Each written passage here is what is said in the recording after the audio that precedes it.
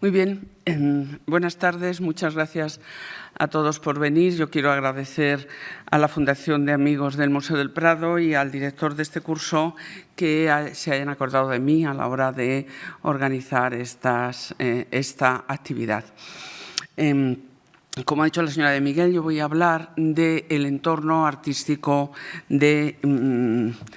Velázquez, es decir, el mundo creativo, la creación que le rodeó, pero de una manera más directa. Es decir, no voy a hablar del arte de su tiempo, sino exactamente del arte y de los artistas con los que él tuvo una relación. Y lo voy a centrar porque la verdad es que es un tema muy amplio, como ahora veremos. Yo procuraré ajustarme bastante bien todo lo que pueda al horario.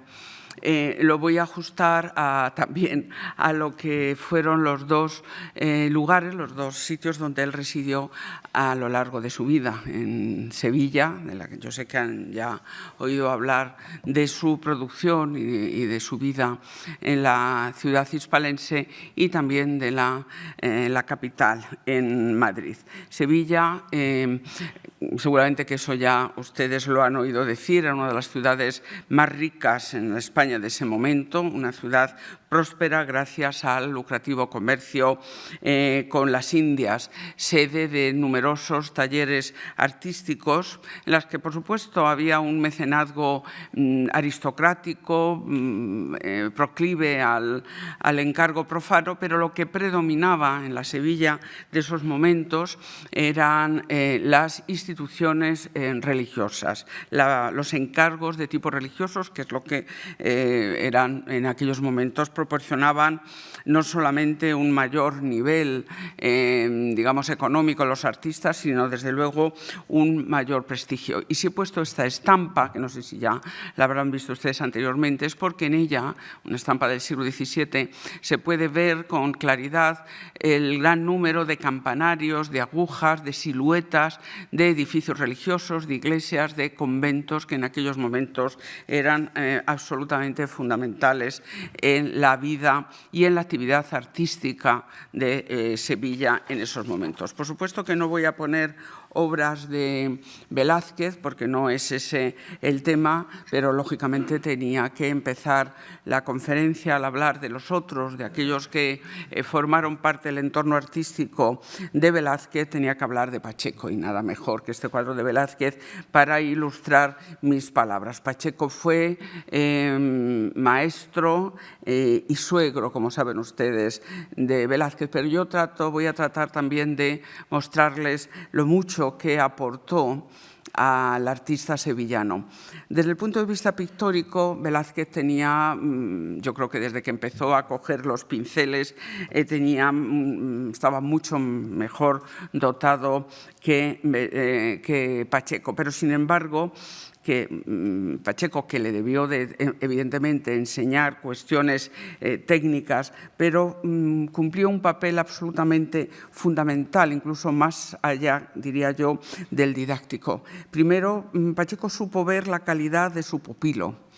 También algo que es fundamental, encauzó su carrera, como le dirigió sus pasos hacia la corte, primero hacia su formación, una formación no solamente técnica o pictórica, sino también intelectual, y encauzó, vuelvo a decir, su carrera utilizando sus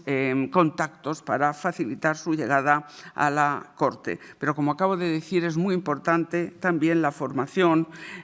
culta de base literaria que Pacheco transmitió a Velázquez. Nadie mejor que él para que Velázquez profundizara en la cultura humanística de la Sevilla del siglo XVI, de la Sevilla renacentista. Pero además de todos estos pasos que le unieron y favorecieron a Velázquez, hay un cuarto más, en mi opinión, que es que para Velázquez fue un ejemplo de cómo elevarse socialmente superando la mera práctica artística. Es decir, a partir de su condición de artista, vista de su condición de pintor y gracias también a esa formación intelectual conseguir un estatus social, que es algo que, como seguramente ustedes ya saben, le interesó muchísimo a Velázquez y desde luego en esa dirección el ejemplo de Pacheco fue muy importante. Pacheco a lo largo de su vida tuvo una serie de cargos y de honores y precisamente ese incremento de estatus social es una carrera que en otra dimensión, en la corte, pero que Velázquez también siguió. Pacheco, el inicio, por así decirlo, de su trayectoria unida al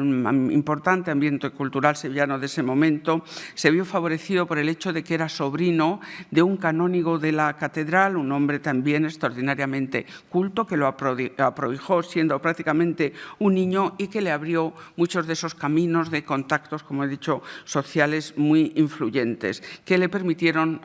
llegar a obtener distintos cargos. Por ejemplo, en 1599 Pacheco fue el presidente de gremios de pintores, defendiendo los intereses profesionales de estos artistas. Fue también veedor, que luego veremos que es muy importante, veedor del oficio de la pintura. En el año 18 llegó a ser veedor del Tribunal de la Inquisición para la inspección y control de la adecuación de la ortodoxia de las pinturas sagradas y ese fue un ejemplo que indiscutiblemente sirvió también en el ámbito artístico y en la formación de Velázquez. Aquí tienen ustedes un ejemplo de su pintura, este cuadro que está, como ven ustedes, en un museo francés, que lo pintó para el convento sevillano de San Clemente. Y es un buen ejemplo de cómo pintaba Pacheco. Su arte, su estilo, su pintura, un estilo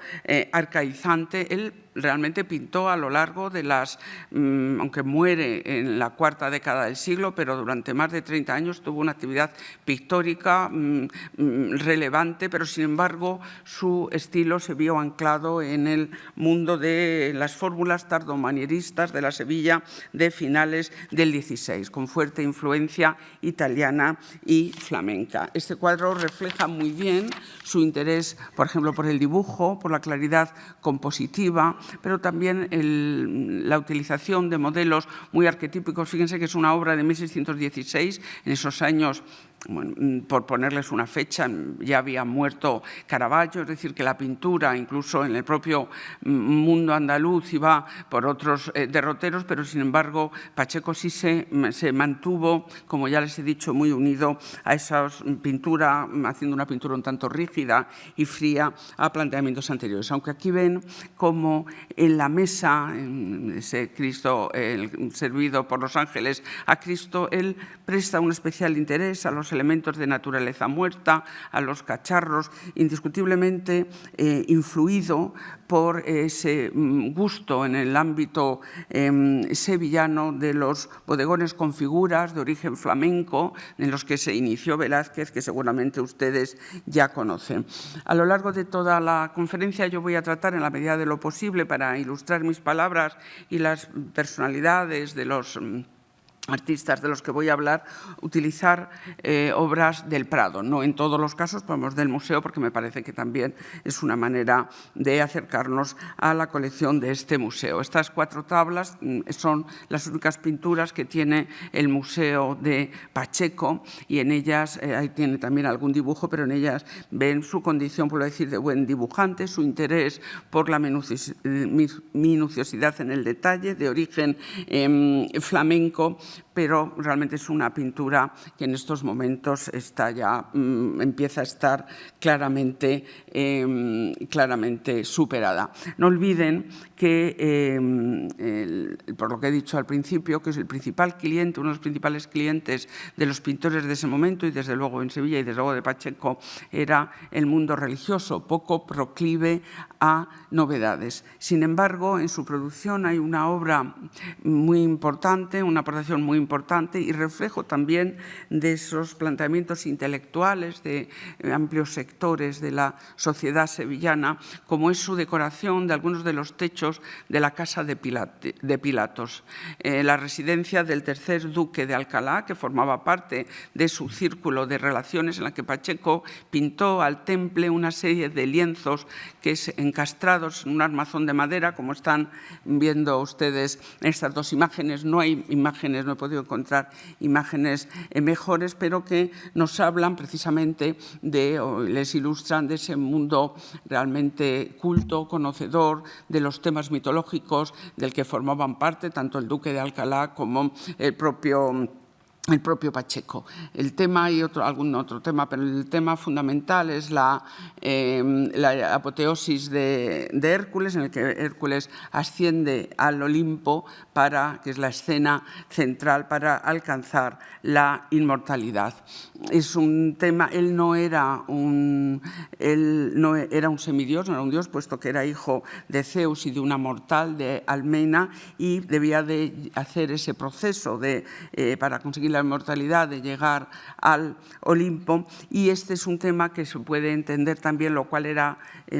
habitual en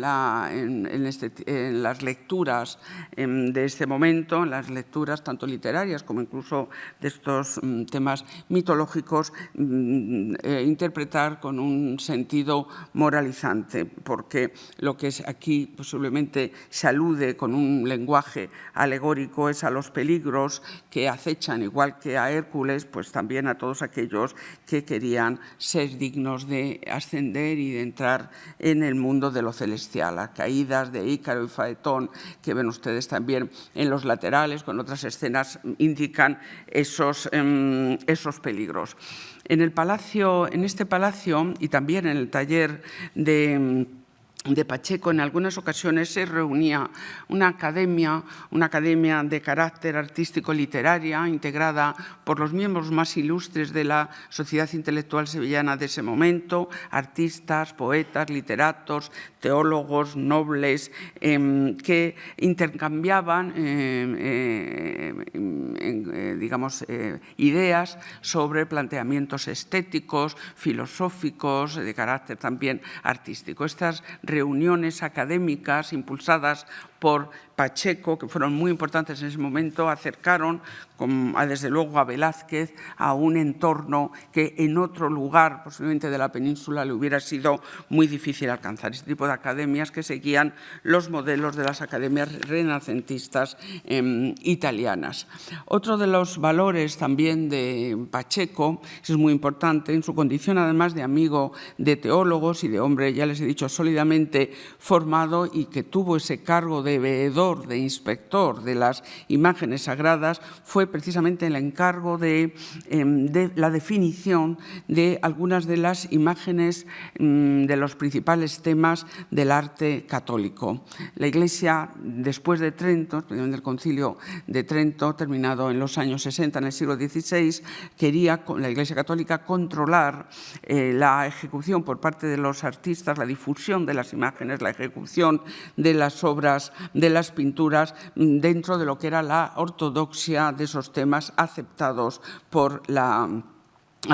como les he dicho, por la Iglesia católica. Y él fue uno de los encargados de definir algunos de esos prototipos. Uno de ellos, como por ejemplo el tema del crucificado, no sino el tema del crucificado, que seguramente les recordará a los planteamientos que hace Velázquez y otros artistas años después. Él defiende la tesis de que debe ser un crucificado frontal, con la cabeza ligeramente caída y también con 4 clavos, porque él basa esa aseveración en el seguimiento de la visión mística de Santa Brígida, una monja sueca del siglo XIV, que así expresó su visión de cómo había visto a Cristo crucificado. Este es un modelo que fue uno de las líneas más seguidas en la pintura del siglo de oro. Y otro de los prototipos que también Pacheco definió en su arte fue el tema de la Inmaculada Concepción,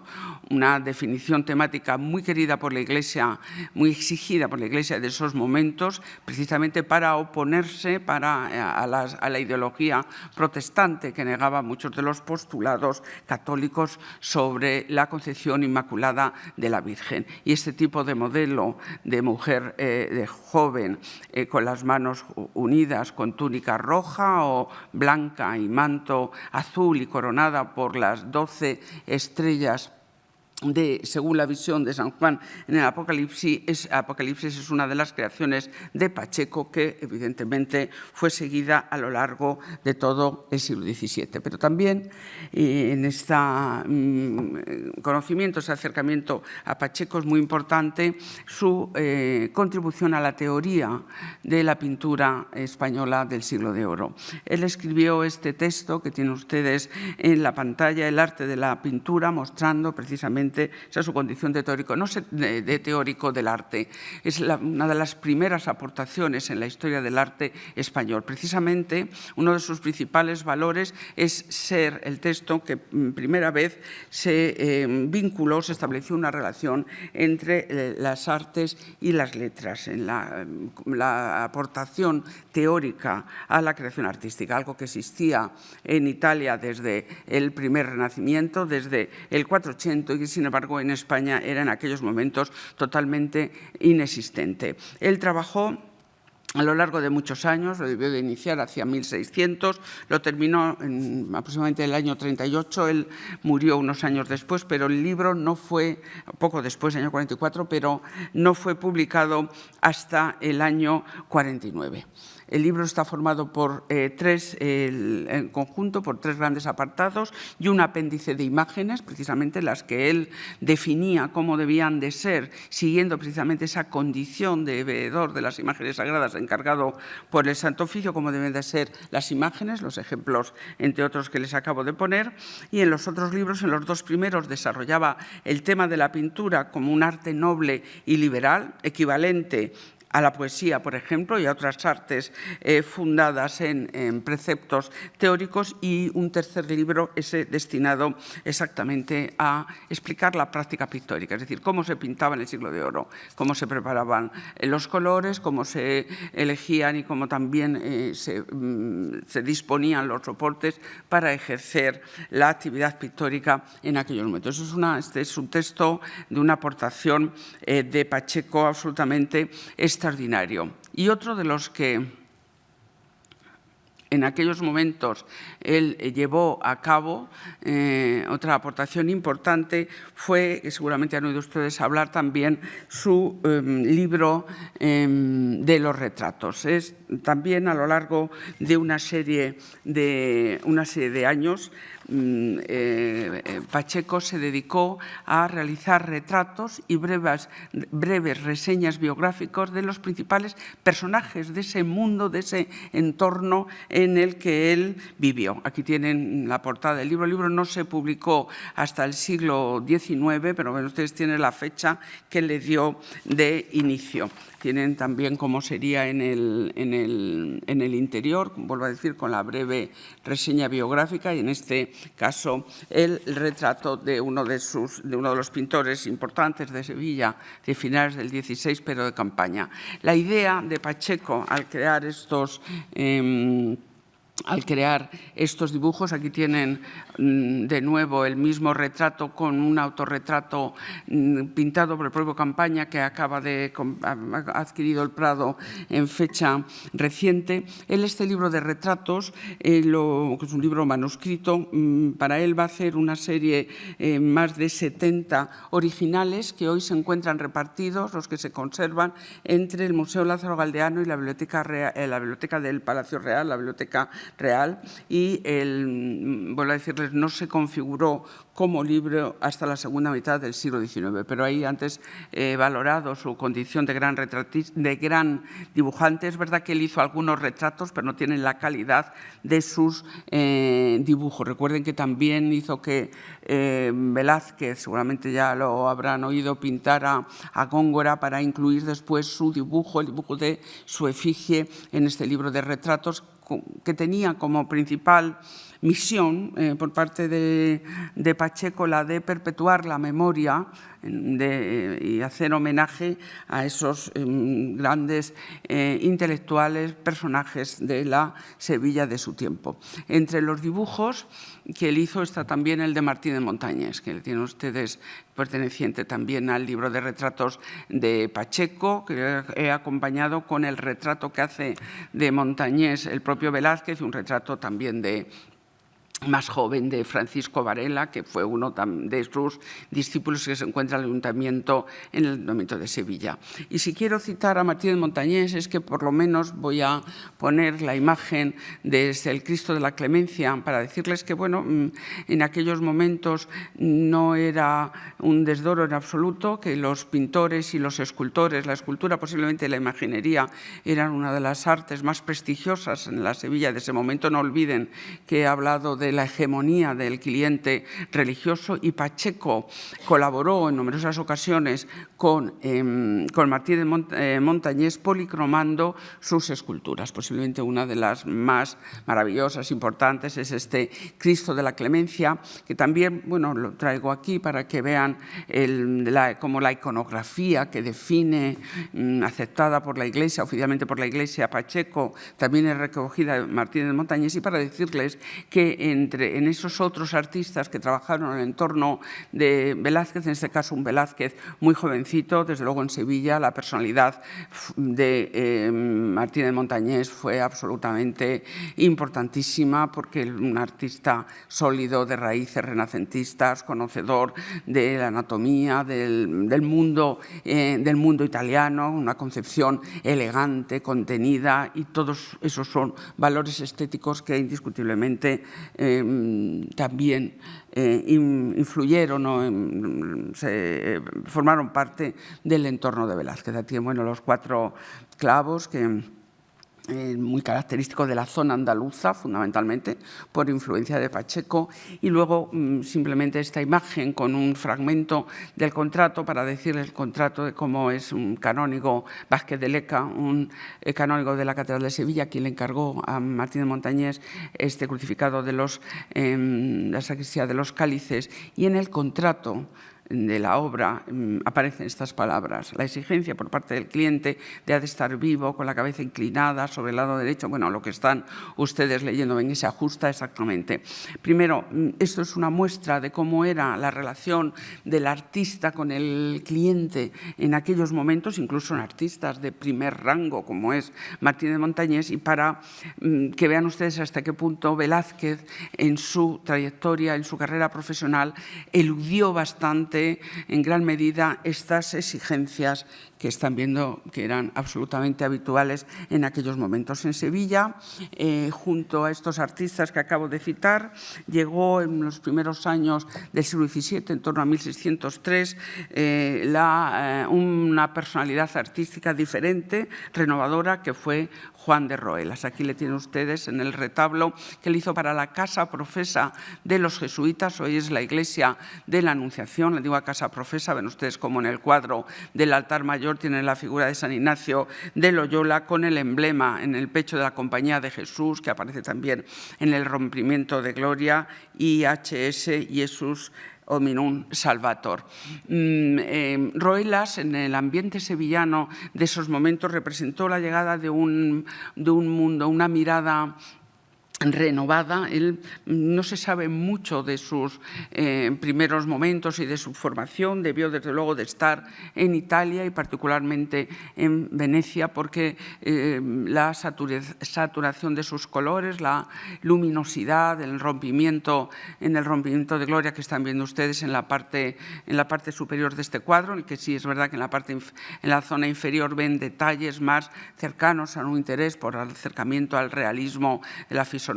o de San Ignacio o del propio entorno, los tejidos, pero ese rompimiento de gloria, esa eclosión luminosa, incluso la propia técnica, recuerda el mundo veneciano que él debió de conocer posiblemente en sus años de formación. Él estuvo en la corte en Valladolid en principios del siglo, pero ingresó,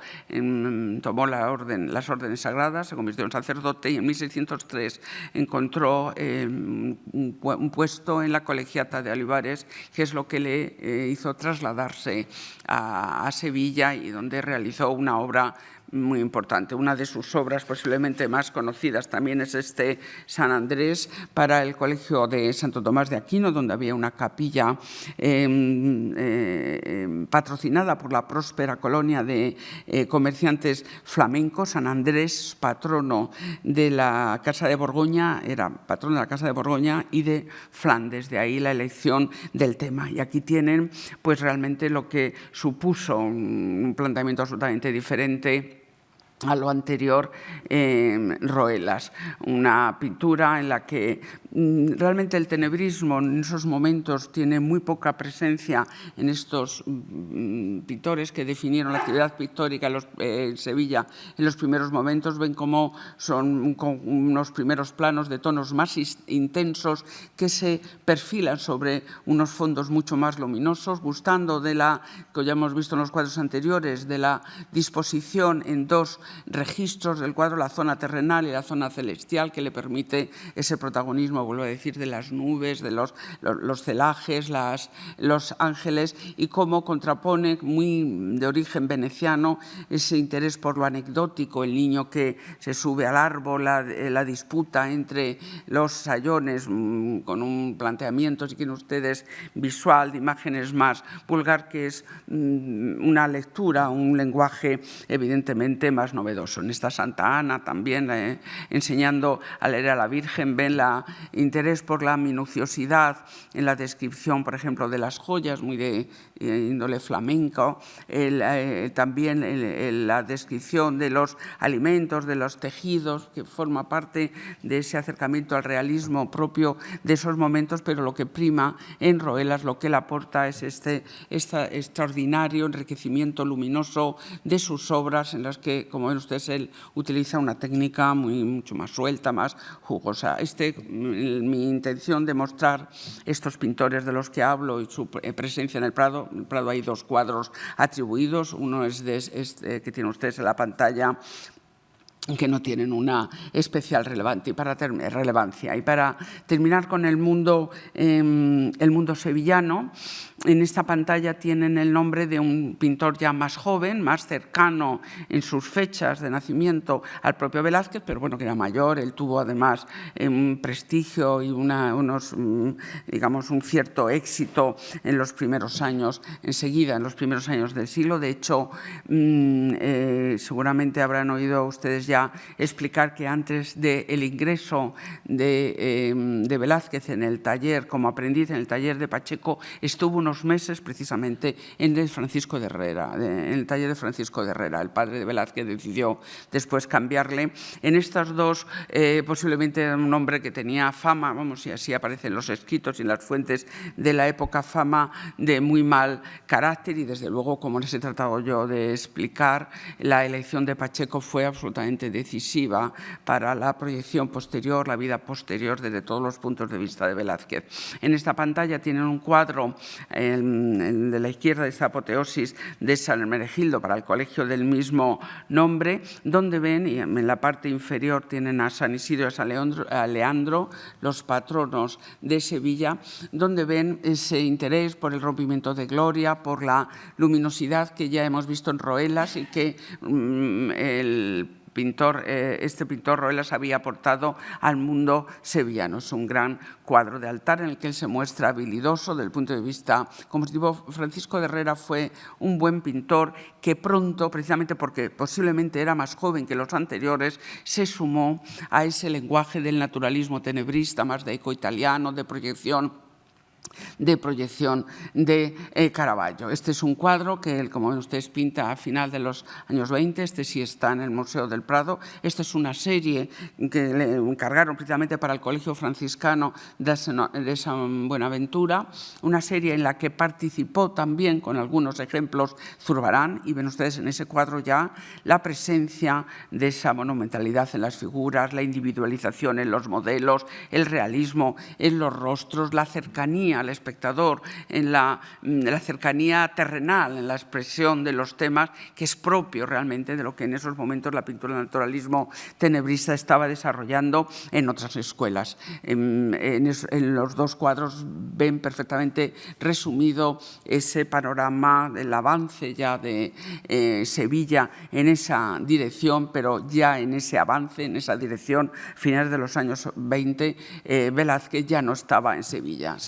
Velázquez, se había venido aquí, se había venido a Madrid, y si he puesto, aparte que es un cuadro bonito e interesante, este cuadro de la Plaza Mayor, es que posiblemente es de lo primero que vio en su primera y en la segunda, la definitiva, en 1623, porque los coches de caballos que venían desde el sur tenían su punto, su parada final, tuvieron durante bastantes meses en la Plaza Mayor de Madrid, que había construido el arquitecto Juan Gómez de Mora para Felipe III entre el año 17 y 19. Si he puesto esta obra, aparte para ilustrar estas palabras, es para decirles que realmente Gómez de Mora en el campo de la arquitectura fue una figura fundamental en ese mundo madrileño de la primera mitad del siglo XVII. Él tuvo el encargo, primero por parte de Felipe III y después por Felipe IV, de construir la mayoría de esos edificios que hoy conocemos como el Madrid de los Austrias, el Ayuntamiento, la Cárcel de Corte y otros edificios, y realmente para configurar una imagen capitalina de una ciudad que no era nada en el siglo XVI. En el siglo XVI realmente Madrid es un pequeño villorrio hasta que, en 1561 decide Felipe II elegir como sede de una capital estable, y aunque es verdad que los intereses artísticos, constructivos de Felipe II estuvieron no solo, pero principalmente volcados en el Escorial, pero realmente Madrid, y sobre todo ya en el siglo XVII, necesitaba una imagen arquitectónica, una imagen definidora, y fue precisamente, así como en los retratos de los Austrias de esa primera mitad del XVII, la figura de Velázquez es fundamental, pues en el retrato del Madrid de esa primera mitad del XVII, Gómez de Mora, que además colaboró en algunas obras, empresas de remodelación del Alcázar con Velázquez, pues colaboraron entre ellos. Es decir, que es una figura también muy representativa, es otra figura de ese mundo artístico, creador, que rodeó a Velázquez, pero también es que representa algo que también se encontró Velázquez en el campo de la pintura, que es el eco escorialense. Cuando Velázquez llega a Madrid, como ahora vamos a ver, los pintores de composición que están trabajando para el rey, que están trabajando para Felipe IV, son todos herederos, como ahora veremos a continuación, de la estética pictórica del italianizante configurada en el mundo escorialense. Y Gómez de Mora también es un heredero del Escorial. Entre otras cosas, su padre, Juan Gómez, el que tiene un retablo interesante, es un pintor un poco de segunda fila, pero en la iglesia de San Bartolomé, en el Escorial, tiene una obra del padre de Juan Gómez de Mora, era un pintor del Escorial. Y su tío, Francisco de Mora, fue uno de los últimos arquitectos que intervino en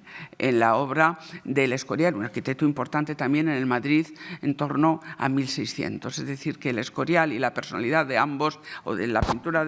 o la herencia del Escorial y la personalidad de ambos, les unieron en esos momentos. Solo si alguno de ustedes habrá pensado que no reconoce mucho la Plaza Mayor de Madrid, porque claro, la que hay ahora es esta que tenemos nosotros, que no tiene la ruptura de las calles, sino que tiene un planteamiento continuado. Es una planta, por curiosidad, es una construcción mucho más baja, porque la plaza sufrió distintos incendios, uno devastador a finales del siglo XVIII, y el rey Carlos IV encargó a su arquitecto, el arquitecto neoclásico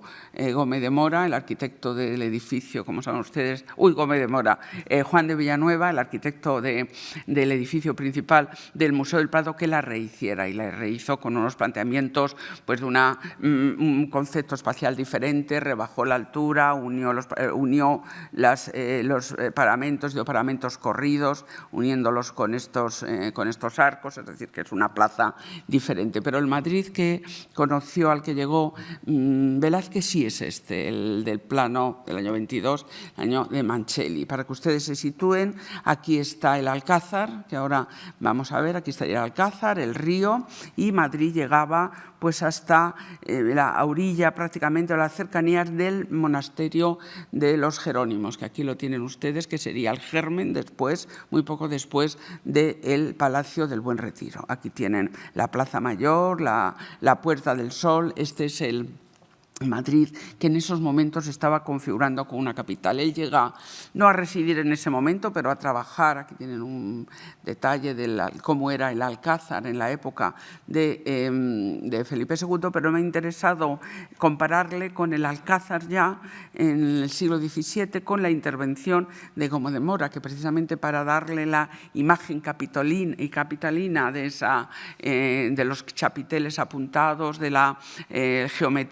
geometría y el alineamiento de los vanos, de herencia escurialense, lo que hizo Gómez de Mora por encargo de Felipe IV fue añadir esta fachada. Ustedes, esto es el Alcázar, que ya no existe, y estaba dispuesto igual que el actual Palacio Real. Es decir, que aquí estaría la iglesia de la Almudena, este sería el patio de armas actual, y esta es la fachada, un edificio que ya no existe, pero esa fachada es importante porque ahí es donde colaboraron Gómez de Mora y precisamente Velázquez, reorganizando los espacios, disponiendo las colecciones. Hay un artículo muy interesante de don Antonio Bonet Correa, patrono de este museo, recientemente fallecido, publicado en el año 60, sobre arquitecto, decorador y arquitecto, Velázquez, arquitecto y decorador,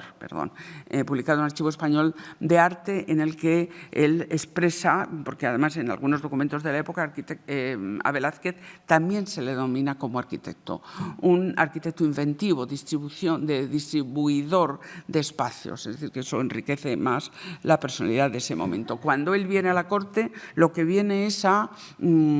ser el retratista del rey, que es lo que ser un retratista del rey, que es lo que realmente elevaba el rango. Da un rango superior a los artistas. Recuerden, seguramente se lo habrán comentado, en ese primer viaje, cuando Pacheco narra el primer viaje a Madrid de 1622, al regreso, cuando hace el texto, dice, tuvimos que regresar, y dice algo así, dice, no pudo retratar al rey aunque se procuró, no pudo retratar al rey aunque se procuró, porque es lo que quería Pacheco, que Velázquez, y como después se consiguió con la llamada, poco después de un año, del conde duque para que Velázquez llegara a Madrid ya definitivamente en el año 1623. Él se encuentra con un prototipo de retrato que había sido creado. Yo voy a hacer para que vean ustedes cómo es el retrato que él se encuentra antes de empezar a realizar los maravillosos que ustedes han visto en las clases anteriores. Hay una línea retratística de los Austrias creada en el siglo XVI por Tiziano y sobre todo Antonio Moro, que es el pintor elegido por Felipe II para definir la imagen dinástica, con un lenguaje minucioso, preciso, descriptivo, distante, creando una cierta, precisamente el concepto del rango del personaje,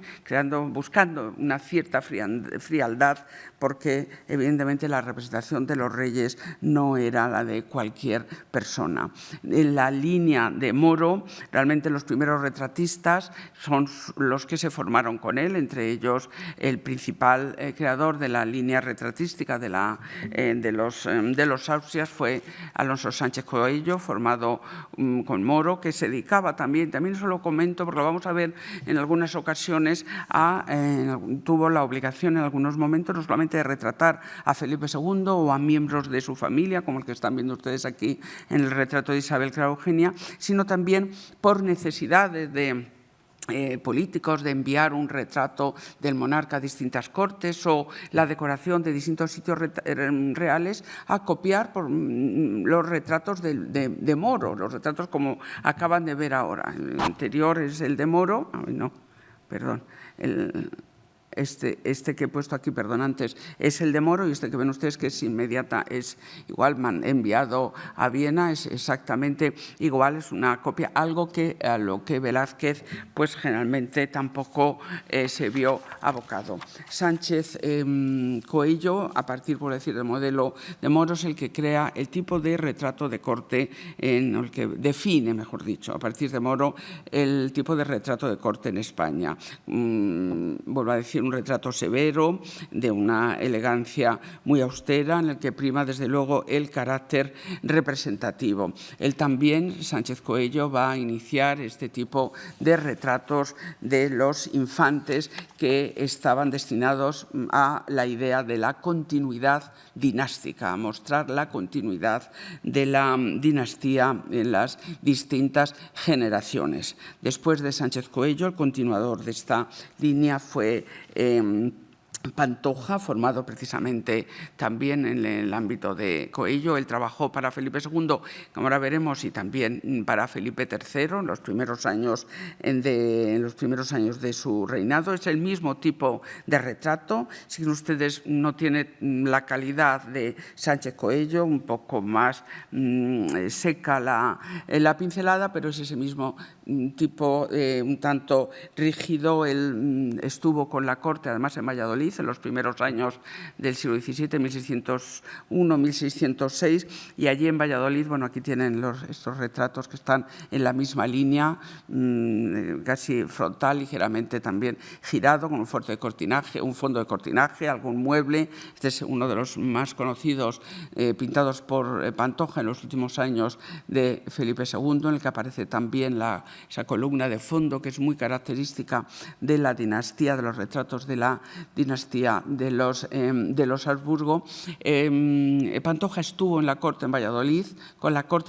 y allí con él se formaron ya los retratistas de principios del XVII que conoció Velázquez. Bartolomé González, que tienen ustedes aquí, que fue heredero de Pantoja en el puesto de pintor en Real, y que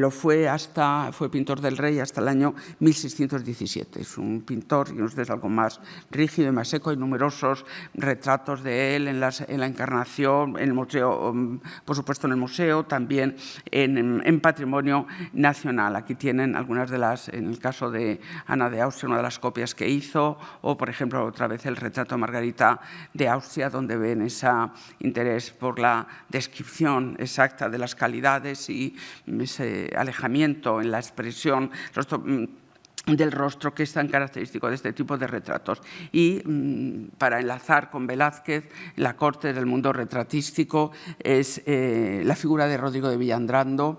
que además es un pintor quizá de mayor calidad. Es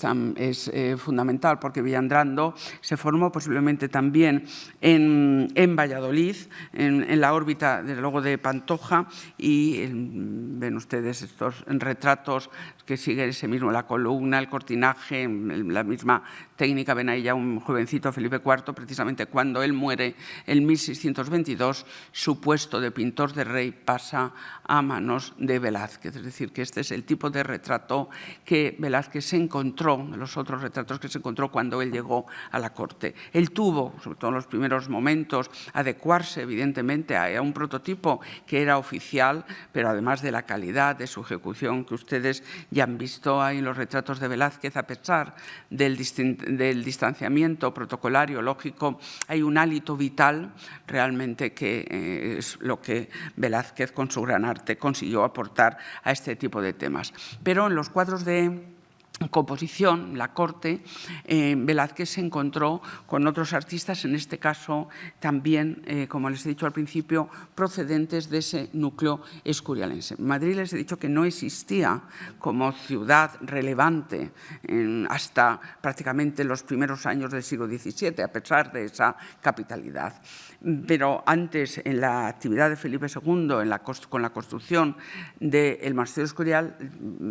llegaron muchos artistas artistas italianos, como saben ustedes, a llevar a cabo esa empresa artística del monarca. Pero cuando esa empresa artística se terminó, la mayoría, no todos, pero muchos, se quedaron en España. Y se quedaron no en España solamente, sino en Madrid, porque vieron la posibilidad realmente de numerosos encargos en una ciudad que era capital, en la que se iba, pero que no tenía realmente un planteamiento, una existencia de monumentos ni un planteamiento artístico anterior, en la que era muy necesaria la construcción de muchos edificios desde el punto de vista oficial, por parte de la corona, como así sucedió, pero también de los nobles que se trasladarían a la corte y de las fundaciones religiosas. Los artistas de origen italiano, la mayoría, que habían trabajado en el Escorial, se quedaron en España y se quedaron en Madrid, configurando para trabajar en esos encargos, la posibilidad de esos encargos como que existieron, posibilitando la creación por primera vez de un núcleo, de una escuela o de un foco pictórico madrileño que no había existido anteriormente. En el siglo XVI, el foco cercano a lo que era la geografía madrileña más importante es Toledo. Toledo, en el siglo XVI, tiene una actividad muy importante a la hora de la creación y la renovación del lenguaje pictórico en el centro de la península. Pero Madrid no existía y va a existir, precisamente por eso les he dicho antes cómo es muy importante esa formación de la escuela madrileña a partir de los artistas o las personas, los hijos de los artistas que trabajan en el Escorial. Eso va a dar a la escuela madrileña unas cualidades importantes, como es el interés por la monumentalidad, por la claridad compositiva, por el dominio del dibujo. Son formaciones, es un contexto de formación artística de esos pintores que trabajaron en el Madrid de principios del XVII, que era una herencia precisamente del mundo del Escorial. En ese contexto, desde luego, Carduccio fue el más importante. Vicente Carduccio nació en Italia, como ven, pero él llega a España con su hermano Bartolomé Carduccio. Bartolomé Carduccio, él era un niño todavía pequeño, pero su hermano, un artista que había trabajado ya con Chúcaro, por ejemplo, en Italia, en la decoración en Florencia de la catedral, de la cúpula de la catedral, y que cuando Chúcaro es llamado al Escorial se traslada, viene con su hermano y él va a desarrollar toda su vida artística aquí. Carduccio es el más importante de ese grupo pictórico de la escuela madrileña desde el punto de vista de la calidad, del prestigio y de la preparación intelectual y teórica. Aquí tienen ustedes un autorretrato, que no está desgraciadamente en España, el que aparece en su condición de escritor, de teórico, además de pintor, porque tiene aquí no solamente el papel y la pluma, sino también la paleta de pintor. Y aquí tienen realmente el primer tratado, porque aunque fue escrito empezando después del anterior, se empezó después del que hemos visto de Pacheco, se publicó antes un texto teórico sobre los contenidos precisamente ideológicos de lo que debía de ser el lenguaje pictórico, lo que él mostró una sólida formación académica, como también en su pintura. Estos son ejemplos, les he puesto dos cuadros del Prado de su hermano Bartolomé Carduccio, que ven ustedes que murió en nuestro país, y ven lo que les he dicho en cuanto a la importancia del dibujo, la claridad compositiva, la monumentalidad, también el tratamiento verosímil de las figuras como en aquellos momentos era exigido por el Concilio de Trento.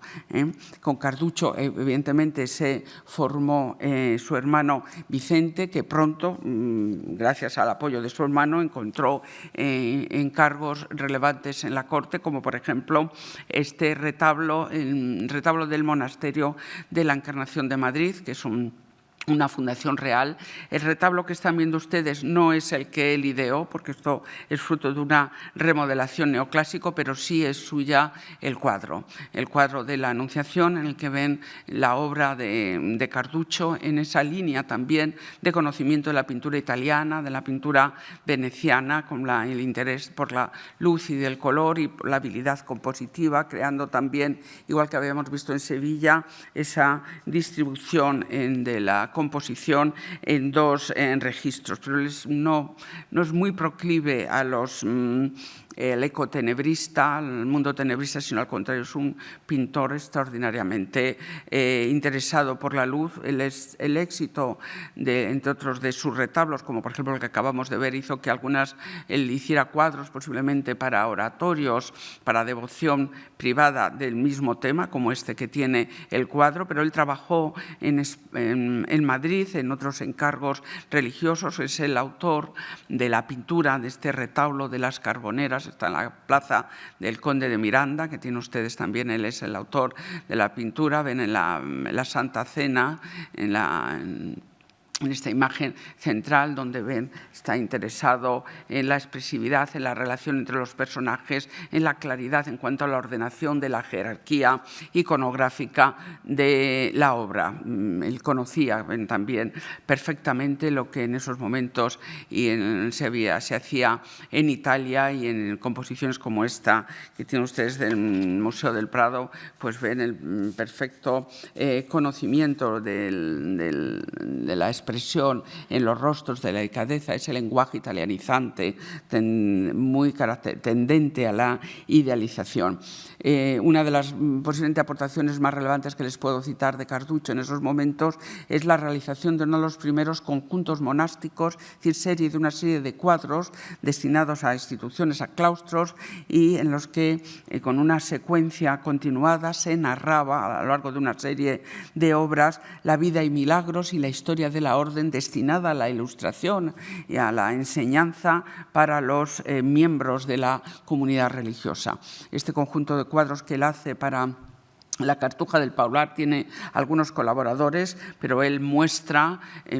como seguramente lo habrán visto ustedes en el Paular, saben, depósitos del Museo del Prado, y él muestra en estos dos ejemplos que le he puesto pues una variedad compositiva, una serie de recursos realmente expresivos, y también un acercamiento ya a notas en la fisonomía de los personajes, o por ejemplo alejados de algunos planteamientos más arquetípicos, o el interés, como ven ustedes, por elementos de naturaleza muerta, como pueden ver en estos dos ejemplos que les he puesto. Pero él también intervino en el concurso, un concurso que tuvo lugar en ese año en la corte, en esa remodelación de la fachada de la que han visto ustedes el cuadro de Castello. Se creó una pieza nueva, un gran salón de representación, donde se ideó la disposición de algunos cuadros, pero sobre todo los principales cuadros que expresaran la dedicación de la monarquía hispánica a la protección de la fe. Y se decidió colocar en esa pieza nueva, que fue, vuelvo a decir, instalada y decorada a lo largo de una serie de elementos y de las pinturas por el propio Velázquez, los hitos, los cuadros que representaban esos hitos de actos más sobresalientes de los reinados de los Austrias. Se eligió el Carlos V el Milver, en esa defensa de la fe, el Carlos V el Milver de Tiziano, de Carlos V, de la época, lógicamente, del emperador. Se eligió también el Felipe II ofreciendo al infante don Fernando en la victoria de Lepanto, también de Tiziano, y es por lo que se hizo el concurso para el reinado de Felipe III. Se pensó hacer, ya Felipe IV pensó hacer una obra en la que se representara la expulsión de los moriscos, que se entendió como uno de los actos de Felipe III, en el reinado de Felipe III, destinados fundamentalmente a, vuelvo a decir, la protección de la fe en España. En ese concurso, que desgraciadamente no se conservan los cuadros, el ganador fue Velázquez, que acababa de llegar a la corte y mostró en ese momento, o se convirtió posiblemente ya en ese momento en uno de los pintores más relevantes. Pero en ese concurso, que tienen ustedes el dibujo de Carduccio, intervinieron Carduccio, Eugenio Cajés, que era amigo de Carduccio, hijo también de uno de los artistas italianos que trabajaron en el siglo XVI, otro Nardi, y el propio Velázquez, como acabo de decir, y el concurso fue juzgado por Crescenzi, que era un noble, ennoblecido por Felipe IV, un coleccionista, un arquitecto, pintor, uno de los principales generadores del gusto artístico en la corte en aquellos momentos, y el otro miembro del tribunal que eligió a Velázquez fue Maíno. Esos son los nombres con los que Velázquez realmente se encontró en esos momentos. Aquí tienen un cuadro de Cagés, hijo de Patricio Cagés, uno de esos italianos que vinieron a trabajar para Felipe II en los sitios reales. Cagés es un artista que fue amigo de Carducho, colaborador. Juntos trabajaron en la sacristía, en la capilla del Sagrario de la Catedral de Toledo, también en el retablo, por ejemplo, de Guadalupe, en el de Algete, y también colaboró con él, desde luego, en la serie de los cartujos del Paular. En este cuadro temprano ven ustedes un alargamiento de las formas que recuerda evidentemente esa formación en el mundo italianizante del final del manierismo del siglo XVI. Sin embargo, Cagés fue un pintor de una pintura muy dulce, con un interés por las formas, como ven ustedes, muy delicadas. Aquí vienen en esta composición del Prado, ven a los niños, también ese rompimiento de Gloria en su interés por la blandura, la delicadeza de las formas. Siempre se ha considerado la influencia de Correggio. En la colección real había bastantes cuadros de Correggio. Bueno, había cuadros de Correggio, no digo bastantes, había varios cuadros de Correggio que él tuvo que copiar. En la colección real había una serie de obras del pintor de Parma que desgraciadamente hoy están en Viena, pero pertenecían a la colección real porque habían sido pintadas por Correggio para el duque de Mantua, que a su vez se lo había regalado para el Palacio de Té de Mantua, que a su vez se lo había regalado al emperador, a Carlos V, por eso estaban en la corte. Pero Felipe III, unos años después, decidió regalar esos cuadros a Rodolfo II, el emperador Rodolfo II, que era familiar. Rodolfo II se había educado en el Escorial, miembro de la familia de los Austrias, y entonces le encargó a Cagés, que esa es una de las misiones de los pintores del rey, todos estos que estamos hablando eran pintores con sueldo del rey, que hiciera unas copias. Bueno, eso no era raro, regala los originales y estas copias, el Prado no suele exponerlas, pero son obra de Carreño, son obras de Cagés copiando esos modelos, esos cuadros que hoy se encuentran en Viena, porque la colección de Rodolfo II terminó distintos avatares en el Museo de Historia del Arte, el Kunsthistorischen de Viena. Y en el concurso también intervino Nardi. Nardi, también italiano, tiene una cierta importancia en este relato, primero porque fue muy amigo de Velázquez a lo largo de toda su vida, y de hecho tiene una vida larga. Fue uno de los que declaró a su favor en ese expediente también por conseguir el hábito de Santiago en el año que le había otorgado Felipe IV a Velázquez, en el año 1658. Nardi, de origen italiano, que también está en Madrid de los primeros años del siglo, era en ese momento del concurso era pintor del rey, pero sin sueldo. Claro, al no tener sueldo se tenía que ganar la vida, y lo que hacía era pintar para el otro cliente, que si no estabas en la corte, pues ¿a quién pintabas? Pues pintabas evidentemente para el cliente más importante en esos momentos, que era el cliente eclesiástico. Y él, hay numerosas obras religiosas, posiblemente el conjunto más importante al que pertenece el cuadro de la derecha es la serie de obras que hace para el convento de las Bernardas de Alcalá de Henares. De la izquierda es un cuadro atribuido a Nardi, que está en el Prado, y que evidentemente sigue un modelo de Tiziano, pero vamos, solamente este es el otro protagonista del concurso, que fue juzgado, además de Crescenzi, ese árbitro del gusto, ese artista y coleccionista, por el pintor Maíno. Maíno es posiblemente el mejor pintor, fíjense todo lo que estamos viendo hasta ahora, el mejor pintor de los que hemos visto hasta este momento, y además el más moderno, es decir, el que se adecuaba más su pintura a lo que en esos momentos se estaba haciendo en la pintura de barroco de los primeros años del siglo XVII en Italia, que era la creadora de de la escuela italiana, la creadora de la pintura en esos momentos. La pintura del naturalismo, el lenguaje del naturalismo tenebrista que ven ustedes en estos dos cuadros y en los siguientes. Maino, él había nacido en Pastrana, hijo de comerciante italiano, y pasó su juventud formándose en Italia y desde luego estuvo en Roma, conoció directamente las obras de Caravaggio, no solamente de Caravaggio, sino también de Gentileschi, uno de sus seguidores, porque este interés por la brillantez de las telas, la saturación del color, la luminosidad de las composiciones es de un naturalismo, pero más suave, más no con el contraste tan importante que se produce en la obra de Caravaggio, aunque ven ustedes que los modelos de Caravaggio, los planteamientos, es un artista muy moderno en ese momento. Él en el año 1611 está en Toledo, él le encargan el retablo, que estos 4 cuadros, los 2 que acaban de ver y estos 2, el retablo de las 4 Pascuas para el convento de San Pedro Mártir del Toledo. Estando allí ingresa, él es un dominico, ingresa a la orden dominica y muy poco después de realizar estas pinturas se traslada a la corte, donde va a ser pintor de dibujo del joven príncipe, el futuro Felipe IV. Eso le hizo que realmente no tuvo, al estar en la corte, tener esas obligaciones cerca del príncipe y después del rey, no pintó demasiado. Este es un pequeño cuadrito que ha adquirido el Prado hace relativamente poco tiempo, donde ven realmente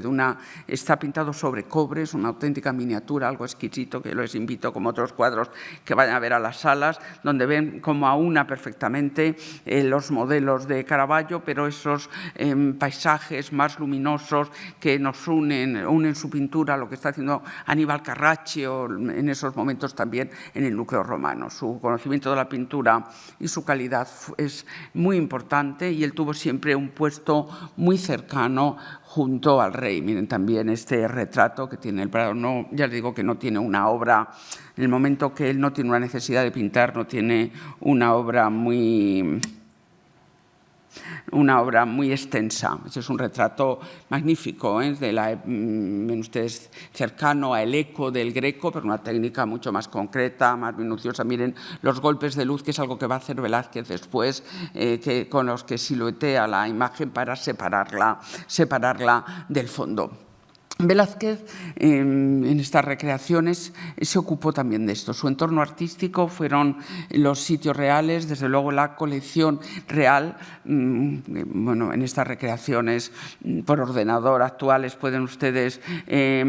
contemplar, pero lo que fue muy importante para Velázquez fue la presencia durante varios meses, desde el año 28, desde agosto del 28 hasta abril del 29, de Rubens. Rubens era en aquellos momentos, saben ustedes, él viene a España en misión diplomática. Es posiblemente uno de los mejores pintores, de los más famosos de la Europa, ¿no? Es un pintor absolutamente internacional que evidentemente debió asombrar los ojos del joven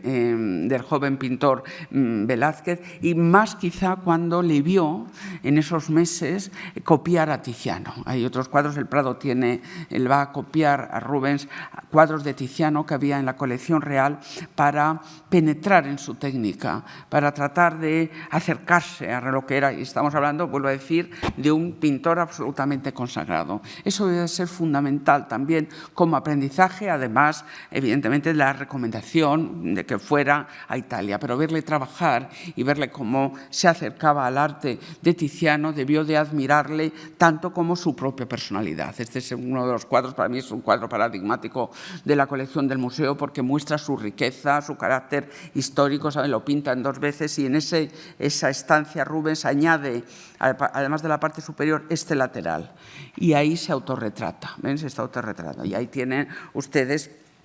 lo que realmente posiblemente quería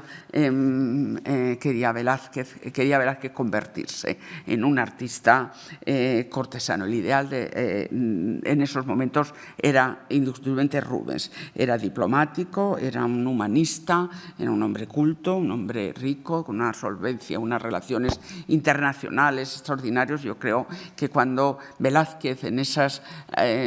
porque Pacheco dice que a Rubens no le interesó ninguno de los pintores que había en la corte, ninguno de los que yo les he puesto ahora le interesó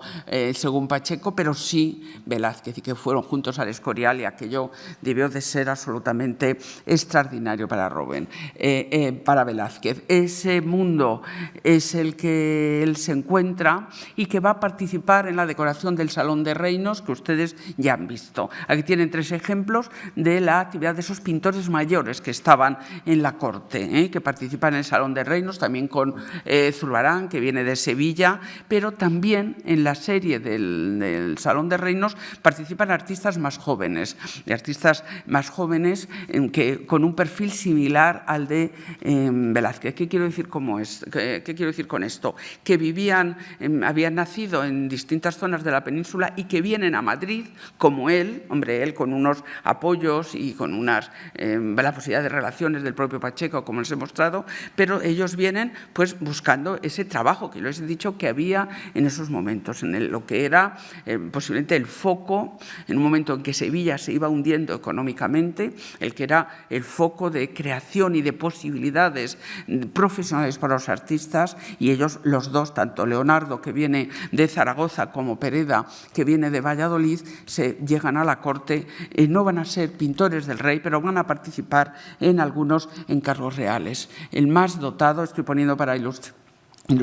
los cuadros del Salón de Reinos, uno de los más dotados, desde luego, es Giuseppe Leonardo. Fíjense cómo articula la disposición de las figuras, cómo no son, si quieren ustedes, tan estereotipadas, las composiciones tan sacadas de estampas, como hemos visto en los artistas mayores que acabamos nosotros de repasar. Pero, por desgracia, Leonardo es un pintor de vida corta, más corta de la que han visto, porque por problemas mentales, prácticamente los últimos años de su vida estuvo ingresado en una casa de salud en Zaragoza y no pintó. Aquí tienen, al no tener sueldo real, ellos, vuelvo a decir, Leonardo participó en ese proyecto tan importante del Salón de Reinos, pero tuvieron que trabajar para la clientela más numerosa e importante también en ese momento, que es la religiosa. Aquí tienen 2 de los cuadros del Prado de Giuseppe Leonardo, en el que muestra sus capacidades a la hora, ven ustedes que en el cuadro de nacimiento de la Virgen, cómo distribuye perfectamente en profundidad los distintos grupos protagonistas, las luces, cómo los enfoca de distintas maneras, o por ejemplo el tratamiento anatómico muy correcto en esta obra de San Sebastián. Él, ahí en el año 37, unos pagos porque realiza una serie de vistas de las casas reales, de los sitios reales. A él se le atribuye este Palacio del Buen Retiro, que habrán visto ustedes en muchísimas ocasiones, y también este otro, precisamente para pintar una serie de esos sitios reales para el pabellón de la Torre de la Parada, y por eso también se le atribuye esta visión del Palacio del Pardo. Antonio de Pereda es un pintor originario de Valladolid que va a participar en algunos de esos cargos reales, además de, como les han visto ustedes en el Salón de Reinos, en la realización, como otros artistas, como Leonardo y como Cartucho, también en una serie en la pintura de Reyes Godos, que se conservan, no quiero poner todos porque ya ven ustedes que esto es un poquito largo, también para el Palacio del Buen Retiro. Aquí tienen una obra que muestra esa relación con el palacio, con los encargos reales, que él posiblemente consigue porque él va a ser uno de los protegidos de Crescenzi, de este coleccionista del que les he comentado anteriormente, que fue uno de los miembros del jurado para el concurso de la expulsión de los moriscos. Crescenzi, que tenía una muy sólida situación en la corte, le apoyó en Madrid, le apoyó en ese encargo, pero Crescenzi muere en el año 35 y él se queda, aunque es verdad que se va a mover muy bien en ambientes comerciales, se va a dedicar a transacciones comerciales de obras de arte, pero desde el punto de vista pictórico él va a realizar fundamentalmente este tipo de obras. Claro, la clientela religiosa condiciona el tema. Él es muy buen buen pintor, y ven ustedes en estos dos cuadros del Prado, que son obras religiosas, donde muestra su dominio de la técnica, su conocimiento también del mundo nórdico, porque ese es un retablo, un grabado de Durero, y el Cristobalón de Dolores es una iconografía de origen flamenco, un pintor elegante, expresivo, pero bueno, que se tiene que mover en ese campo y en otro, que es el de los bodegones. Hay muchas noticias de bodegones de su mano. Se conservan también bastantes. Yo he elegido un par de ellos por su relevancia, por su calidad, pero esa dedicación, por eso he insistido antes y les he citado de que él fue un protegido de Crescenti, porque Crescenti fue un gran coleccionista, impulsor del tema de los bodegones, los cuadros de bodegones, que era un tema nuevo en esas primeras décadas del siglo XVII. Es decir, que su dedicación posiblemente está muy vinculada de Pereda a la condición de su protector, de coleccionista de bodegones. Aquí tienen este que está firmado del Hermitage, en el que ven realmente su capacidad para la distinción de las calidades, realmente una armonía cromática, una distribución en planos. Realmente es una obra absolutamente exquisita que le convierte en un maestro, pero posiblemente una de las obras más conocidas es este, que no es exactamente un bodegón, es una variación del bodegón, que es lo que se denomina vanitas. Es un cuadro en el que, con la representación, sí, de alguna figura, pero una serie de elementos, de objetos, se hace alusión a un sentimiento alegórico, un sentido religioso, a la caducidad de los bienes, de los honores, de las riquezas de este mundo, porque la muerte llega y la vida, eso es una idea muy propia de ese momento, nuestra vida terrenal es efímera, y la única vida, que es una idea, vuelvo a decir, muy propia, además a partir del Concilio de Trento, es aquella en la que se debe de encaminar a salvar fundamentalmente nuestra alma. Pero bueno, en estas composiciones de vanitas, de carácter, un sentido moralizante, muestra la alusión clara a la muerte también en la vela apagada, que se ha apagado en la vida, pero tienen ustedes la alusión al conocimiento, a las riquezas, a los placeres del juego, al poder con las armas, y por supuesto, fíjense, el medallón del emperador sobre la bola del mundo. Esto es una medalla también del emperador Augusto, haciendo alusión al poder, a los poderes de este mundo, y por supuesto al reloj como paso de tiempo. Esta es una obra que nos habla precisamente de una de las variaciones del tipo de bodegón en el que realmente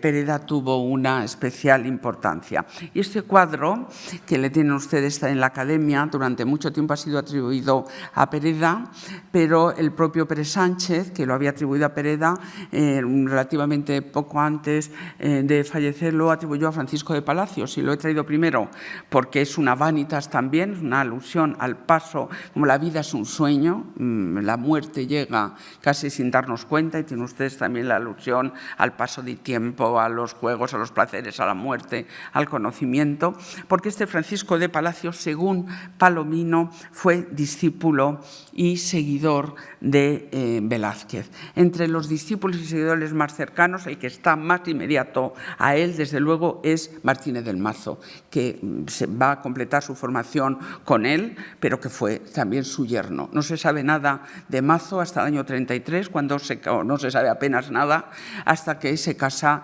con Francisca, la hija de Velázquez. Pero a partir de ese momento, pues desde luego la personalidad de Velázquez influyó en su obra. Este es un cuadro muy importante, se ha identificado, entre otras cosas, no sé si lo ven ustedes claramente, pero aquí hay un escudo con un mazo, un brazo con un mazo, que hace alusión, es el escudo de la familia. Es una obra desde el punto de vista artístico muy importante, porque en España apenas hay retratos de grupo. Tienen ustedes el de las meninas, evidentemente, pero hay muy pocos más. Y aquí tienen a la izquierda Mazo, está representando el interior del Alcázar. El interior posiblemente es un homenaje a Velázquez. Miren ustedes aquí la silueta de Velázquez delante, pintando uno de esos cuadros de una infanta o la reina, miembro de la familia real. la vinculación, otra vez, igual que las Meninas, con una imagen de Felipe IV, en este retrato de Felipe de negro, que es posiblemente el que está hoy en la National Gallery de Londres, y bueno, al fondo del estudio, y en el primer plano, a la izquierda, los 4 hijos de Francisca, que había muerto, son los nietos de Velázquez, y posiblemente aquí, con toda seguridad, sería la segunda esposa de Mazo con sus 4 hijos pequeños. Sería un homenaje, si quieren ustedes, a Velázquez, una alusión también a su linaje, incorporando a los nietos. Mazo siguió, sabemos que se ha atribuido este cuadro, siguió en la línea claramente de Velázquez, siguió su carrera palatina. Cuando él muere, ocupó su puesto de retratista, de pintor real, tuvo varios cargos, también fue ujier de cámara, es decir, que trató de hacer con su vida un paralelo a la de Velázquez, que desde luego le influyó. Aquí se dedicó al retrato, a la derecha la infanta Margarita, que hemos visto antes, de luto, porque ella se casa en el año 66 con el emperador Leopoldo I, pero su padre acaba de morir, por eso va de luto. O a la izquierda el retrato del príncipe Baltasar Carlos de Mazo del año 45, que es su último retrato, hecho por Mazo. Mazo fue el profesor de dibujo del príncipe Baltasar Carlos. Estuvo con él muy unido, y ven ustedes como él, vuelvo a decir, desde el punto de vista del retrato, sigue el tipo de modelos que había heredado de la tradición anterior, que había enriquecido su suegro, pero el hecho de estar en la corte le evade, le libera de esos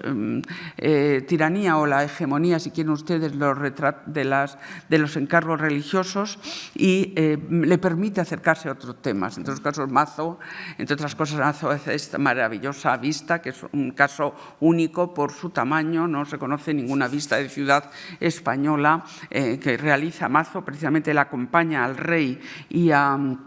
Baltasar Carlos a una visita primero a la ciudad de Pamplona, que se le encarga que haga una vista de la ciudad de Pamplona, que no llega a hacer, que no se conserva, perdón. Y después, en el año 46, en la continuidad de la visita a Zaragoza, sí que le encargan esta obra que él va a terminar en Madrid. Poco después, en el año 46, además, muere en Zaragoza el infante Baltasar Carlos. Pues esta es una obra unida, si quieren ustedes, a la memoria de ese príncipe malogrado. Mazo fue a Italia en el año 57, seguramente por recomendación de su suegro, y allí realizó, posiblemente se acercó al mundo del paisaje. Hay varios paisajes. Es un pintor muy interesante en ese entorno de Velázquez, de tipo clásico, que tienen un eco de lo que eran los paisajes de Villa Medici, evidentemente influido por el paisaje italiano, que existían también muchos ejemplos en las colecciones reales. Y una de sus misiones fue también copiar, vuelvo a hablar de lo mismo, porque eso es algo de lo que no participó Velázquez, de copiar obras de los grandes maestros, por voluntad del rey, para ornar distintos sitios reales. Si a un rey le gustaba, por ejemplo, este cuadro de Rubens, y quería tener también otro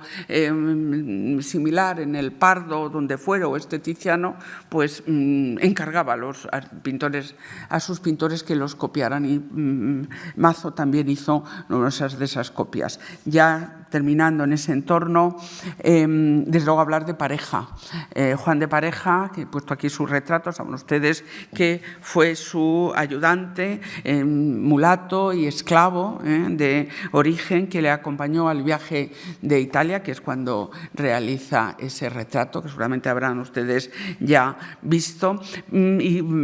junto a Velázquez él se adiestró en las artes pictóricas, y ven ustedes que no fue un mal pintor. Este cuadro que tiene el Prado, La vocación de San Mateo, donde él también se autorretrató, ven ustedes, como de la distribución del espacio, en la creación de la atmósfera ambiental, la distinción de los personajes, la caracterización de cada uno de ellos, nos habla de un buen artista. Él siguió compositivamente en la línea ya de finales de las últimas décadas, en la línea de Claudio Cuello. No he traído nada de él, él, pero sí que fue también un retratista, y ven ustedes este retrato que se conserva en Valencia, que es una personalidad, un arquitecto ratés, una personalidad, capta la personalidad, la fuerza, la presencia física del retratado y muestra realmente cómo fue un artista aventajado. Dirán ustedes qué quiere decir este cuadro. Vamos a ver, Alfaro es un pintor del que no se sabe, que se sabe muy poco, que ven ustedes por su edad, nace el 43, pero sí que el propio Palomino dice que trabajó, se formó con Velázquez, formó parte de ese círculo cercano. Fue un hombre también bastante culto, fue notario y con intereses literarios, muy cercano después a Palomino, y Palomino es el que nos cuenta, por eso lo he puesto simplemente para citarlo, que estuvo cerca de Velázquez y que él en esos intereses, por esos intereses literarios, escribió una biografía de Velázquez que Palomino conoció y que utilizó, él mismo lo dice, para la que él hace en su libro, El Museo Pictórico y Escala Óptica. Esa biografía de Alfaro no se conoce, pero si quieren ustedes quería incorporarlo. Ya termino con Alonso Cano. Alonso Cano es también posiblemente el artista de mayor calidad de todos los que formaron ese entorno de Velázquez. Se conocieron, el propio Alonso Cano, que fue otro de los que declaró a su favor, fue su testigo favorable en ese proceso por la obtención del hábito de Santiago, dice que se conocen desde 1614. En ese año un niño había llegado con la familia de Granada a Sevilla y allí él se formó con Pacheco, fue un discípulo también de Pacheco y evidentemente tuvo una relación, tenían una relación con Velázquez, pero Velázquez viene a la corte, él se queda en Sevilla, pero en el año 38 viene a Madrid, contratado de la mano del conde duque, que le va a encargar la realización de una serie de otras obras de reyes godos para decorar un salón, el Salón Dorado del Alcázar, que tienen ustedes un ejemplo. Aquí tienen ustedes un Alonso Cano recién llegado de Sevilla. En Sevilla lo que había seguido era un tipo de pintura dentro del naturalismo tenebrista, pero sobre todo se había dedicado a la escultura. Saben que Alonso Cano es uno de los artistas más completos de ese momento, también realizó obras arquitectónicas, es quien diseña la fachada al final de sus tiempos, maestro mayor de la Catedral de Granada, diseña la fachada de la Catedral de Granada. En la primera etapa en Sevilla se dedica sobre todo a la escultura, pero cuando llega a Madrid él va a recibir la influencia de Velázquez y además siguieron ese contacto, porque cuando él llega, a poco de llegar al año 38, él es el padrino de uno de los nietos de Velázquez. Y aquí tienen en este cuadro la influencia, él va a percibir la influencia de su amigo en la transparencia de los colores, en la armonía, el dominio de la composición. Yo creo que ven ustedes un claro avance de esas figuras macizas, compactas, de los reyes que él pinta nada más llegar del mundo escultórico y del naturalismo tenebrista con una técnica, por decir, mucho más quieta, a cómo a poco de llegar, este es un cuadro que él pinta para la iglesia de Nuestra Señora de la Almudena, Santa María de la Almudena, que ya no existe, una iglesia muy beneficiada por la reina Isabel de Borbón, posiblemente sería también un encargo relacionado con la corte. Y aquí tienen, por ejemplo, en este crucificado que hace también en Madrid, él va a estar en Madrid hasta el año 52 de manera continuada, siguiendo evidentemente esa estela de la enseñanza de Pacheco, las imágenes definidas y desde luego esa influencia en la que se mueven en el mundo andaluz con los cuatro clavos, como ven ustedes en este cuadro. Fueron muy amigos, entre otras cosas porque cuando muere el conde, no muere el conde duque, cuando el conde duque es desterrado, en el año 43, él no pierde, Cano no pierde la posibilidad de encargos en la corte y en Madrid, posiblemente apoyado por el propio Velázquez. Y hay un hecho muy importante también en la vida de Cano, que es en el año 44 es asesinada su esposa y él es acusado de ese asesinato, sometido a un interrogatorio bajo tortura, en fin, aquello no le llegaron al final a condenar, pero él dejó la corte durante un año, estuvo en Valencia, pero luego regresó gustó y, evidentemente, el apoyo de Velázquez le sirvió de manera extraordinaria para enriquecer su obra, para enriquecer y continuar su obra. Estos son 2 cuadros que tiene el Prado, inspirados. Eso es una estampa de Durero y en el caso de una estampa posiblemente vinculado a la escuela flamenca, a la órbita de Van Dyck. Ahí tienen ustedes esos tonos plateados, esa soltura técnica, en fin, esa relación evidente con Velázquez. Como les he dicho, en el año 52 él consiguió un puesto en el Cabildo de la Catedral de Granada, se marchó a Granada, luego tuvo algunos problemas, pero digamos que ya no vamos a... tuvo algún problema, tuvo que volver a la corte, pero bueno, que la vida de Cano siguió ya en el mundo granadino, donde, como les he dicho antes, él hizo ese diseño como maestro mayor de la fachada de la catedral y, sobre todo, la serie de escenas de la vida de la Virgen para la gran rotonda de la Catedral de Granada. También fue Zurbarán, y ya no se preocupe que ya estoy terminando. Sí, yo estoy preocupada, la verdad, pero bueno, Zurbarán no quería dejar de... no formó parte de su vida, no es uno de los otros realmente, porque él, cuando se instala Zurbarán él trabaja, posiblemente quizás se vieron, se conocieron en su época de formación, pero Zurbarán no llega a Sevilla, no se instala en Sevilla hasta el año 29, después de 5 o 6 años de actividad en Llerena, es decir, que desde el punto de vista profesional tuvieron pocos contactos también desde el punto de vista estilístico, artístico. Zurbarán, que tuvo mucho éxito en Sevilla, fundamentalmente en el foco sevillano, que es un foco muy importante en la década de los años 30, y por eso vino a trabajar, fue invitado a participar en el Salón de Reinos, pero su vida fue, como saben ustedes, a convertirse en lo que es posiblemente uno de los mejores pintores de ese momento, en un pintor de la vida monástica, ¿no? Como tituló Guinart en su monografía. Pues un mundo muy alejado, un mundo que no le exigía ni la delicadeza de los colores, ni el dominio de la profundidad, ni ese manejo de distintos temas. Hemos visto a Mazo un retrato, un paisaje, una vista urbana, los otros cuadros de la corte realmente eran frailes, monjes, y cuando su mundo sevillano se hunde, sobre todo en los años 50, la peste del año 49, el empobrecimiento de la ciudad de Sevilla y, sobre todo, la aparición de Murillo, él viene a Madrid en el año 58, donde va a vivir sus últimos momentos, buscando seguramente el apoyo, la cercanía del pintor, que en aquel momento es fundamental, que era Velázquez, y él va a conseguir algunos encargos, como ven ustedes, esa decoración para la capilla de San Diego de Alcalá de Henares, y esos cuadros que él trata de dulcificar su estilo, pero vamos, él en esos últimos años tuvo algún contacto con Velázquez, pero también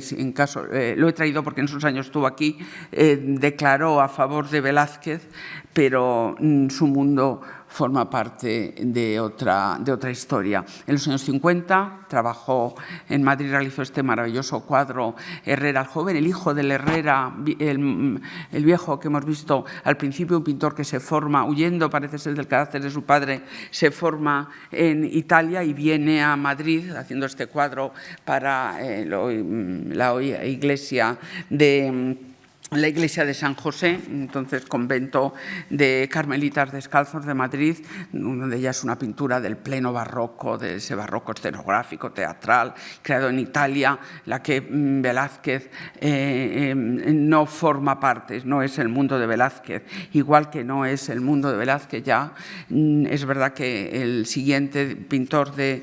los Reyes fue su yerno, y unos años después el mejor retratista de los Reyes ya durante el reinado de Carlos II y la regencia María de Austria fue Carreño de Miranda. Como ven ustedes, sigue unos prototipos, pero evidentemente hay un interés por lo ornamental, por la riqueza decorativa que forma parte de otro mundo. Ellos ya no son los otros, ni Herrera el joven, ni los retratos ya de Carreño, que formaron parte del mundo de Velázquez. Pues hasta aquí. Muchas gracias.